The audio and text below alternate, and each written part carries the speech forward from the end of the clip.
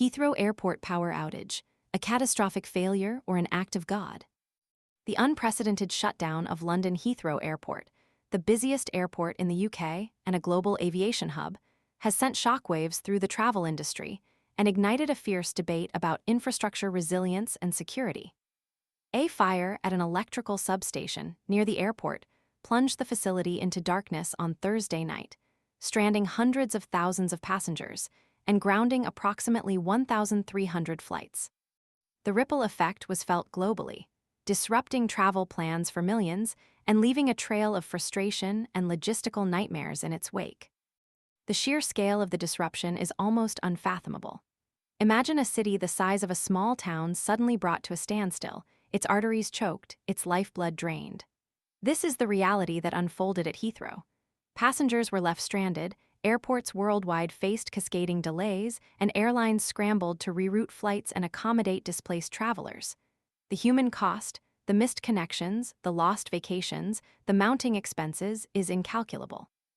While counterterrorism police initially led the investigation, citing the unprecedented nature of the incident, the current consensus points towards an electrical fault as the most likely cause. This, however, does little to quell the rising tide of anger and concern.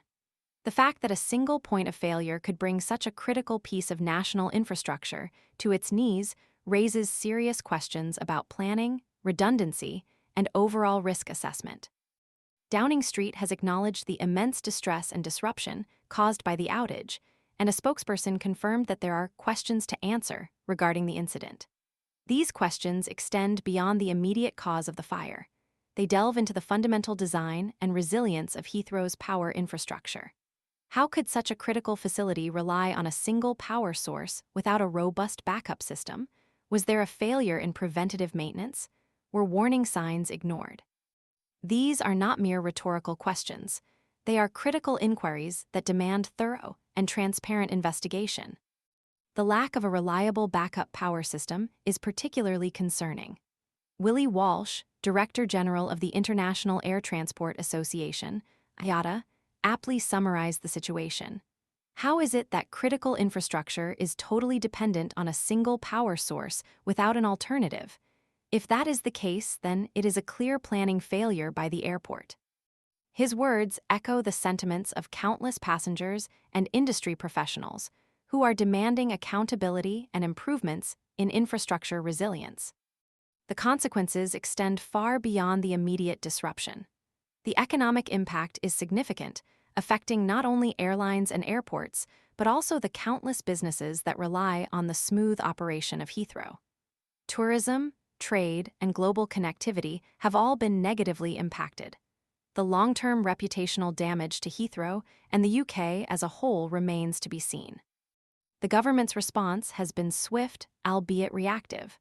The Department for Transport temporarily lifted restrictions on night flights to help alleviate the backlog, leading to increased noise pollution for nearby residents. This necessary, yet intrusive, measure highlights the far-reaching effects of this single catastrophic event. The incident at Heathrow is a stark reminder of the vulnerabilities inherent in our increasingly interconnected world. It serves as a wake-up call to prioritize robust infrastructure planning, invest in redundancy systems, and implement rigorous risk assessments to prevent future occurrences of such widespread disruption. While the investigation into the specific cause of the fire continues, the broader inquiry into the systemic failures that allowed such a significant disruption to occur must be equally thorough and uncompromising.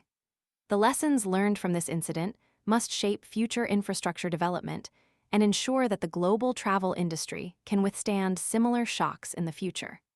The cost of inaction is simply too high.